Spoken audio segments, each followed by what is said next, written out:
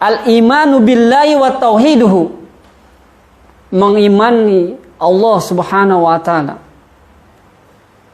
segala perbuatan Allah Subhanahu wa taala, segala ketetapan Allah Subhanahu wa taala, kehendak Allah Subhanahu wa taala, baik yang kita sukai, maupun yang kita tidak sukai. Harus mengimani semua yang Allah telah lakukan, yang telah Allah ciptakan.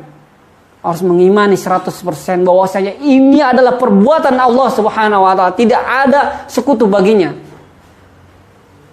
Tidak ada yang membantu Allah Subhanahu wa taala dalam menciptakan jagat raya ini. Dan Allah tidak membutuhkan pertolongan sedikit pun. Sungguhnya kekuasaan Allah sangat besar dan Allah sangat mampu, sangat perkasa dalam hal itu. Dan mengesahkannya Allah Subhanahu wa taala tanpa kita menandinginya, tanpa kita membuat sekutu bagi Allah Subhanahu wa taala. Wa tauhiduhu, mengesahkannya. Beliau berdalil dengan firman Allah Subhanahu wa taala surat Al-Kahfi, innal ladzina amanu wa 'amilus salihati kanat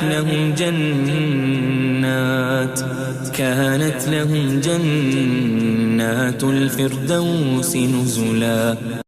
Syarat yang kedua, beliau mengatakan al-ikhlasu huwal amalu lillah. Huwal amalu lillah.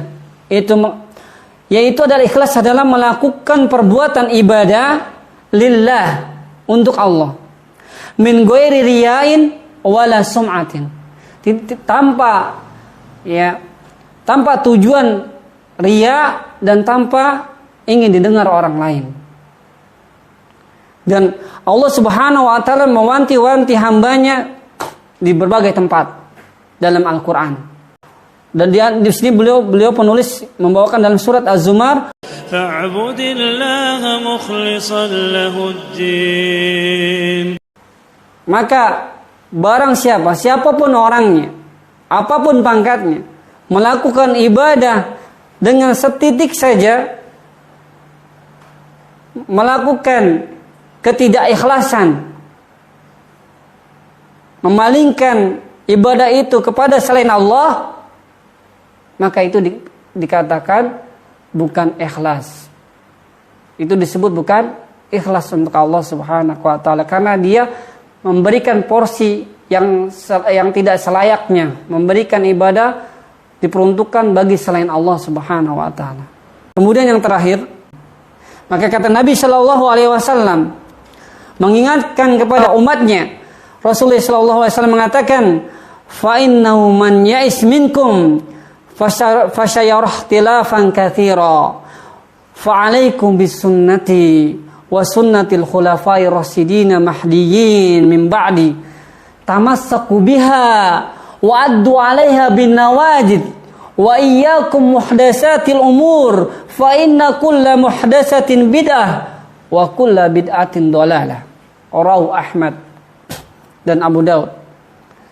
Nabi sallallahu alaihi wasallam mengingatkan nanti pada saat nanti kalian akan berpecah belah. Ya, sebagian mereka bingung mana yang mau diikuti, mana yang benar, mana yang hak, mana yang batil. Maka kata Nabi sallallahu alaihi wasallam mengingatkan berapa abad, 14 abad tahun yang lalu, Nabi selalu mengatakan, fa innahu man ya'is minkum fasayarah ikhtilafan katsira. Sesungguhnya nanti sepeninggalanku akan terjadi perselisihan yang sangat banyak. Ikhtilafan katsira. Maka kata Nabi SAW, tamassaku biha wa addu 'alaiha bin nawajid. Tamassaku, ambillah dan gigitlah dengan gigi geraham kalian, keras-keras. Ya, tatkala kondisi seperti itu, maka berpegang teguhlah kepada alaikum bisunnati dan wa sunnati khulafai rasyidin, dan sunnahnya para khulafai rasyidin. Yaitu berpegang teguhlah kepada sunnahku, kata Nabi sallallahu alaihi wasallam, dan sunnahnya para khulafai rasyidin. Wa'addu 'alaiha, dan juga gigitlah sunnah tersebut dengan keras-keras. Karena banyaknya badai yang menimpa, terutama zaman sekarang ini. Bin nawajid. Wa iyyakum muhdatsatil umur, kata Nabi SAW. Dan hati-hatilah terhadap perkara yang baru, muhdats. Dalam agama maksudnya. Fa inna kulla muhdatsatin bid'atun wa kulla bid'atin dhalalatun. Maka setiap yang perkara baru dalam agama itu adalah perkara bid'ah, dan setiap yang bid'ah terancam. Ya, terancam. Rasulullah SAW mengancam, bukan pasti pelakunya masuk neraka, enggak. Sesat. Ya, wa kullu bid'atin dhalalah, dan setiap perkara baru dalam agama dan itu sesat.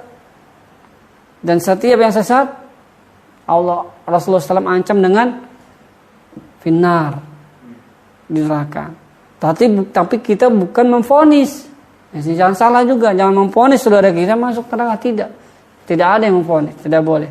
Tapi Nabi SAW yang mengatakan, Rasulullah SAW mengancam bagi umatnya yang melanggar. Sebagaimana pemerintah kita mengancam, memberikan sanksi bagi pelaku-pelaku yang melanggar protokol kesehatan. Begitu sama. Nabi SAW juga memberikan ancaman, sanksi bagi orang yang tidak mengikuti Nabi SAW. وَمَا آتَاكُمُ الرَّسُولُ فَخُذُوهُ وَمَا نَهَاكُمْ عَنْهُ فَانْتَهُوا. Abdullah bin Mas'ud berpesan kepada kita, ittabi'u, mengikutilah mereka, generasi yang terbaik, salah satu kurun. Zamannya Nabi SAW, generasinya Rasulullah SAW, zamannya tabi'in dan zamannya atba'ut tabi'in. Wala tabtadi'u, dan jangan kalian membuat perkara yang baru. Faqad kufitum, dan cukup bagi kamu itu. Untuk selamat, untuk bahagia, untuk menuju surga Allah Subhanahu wa taala. Ini pesan dari Abdullah bin Mas'ud.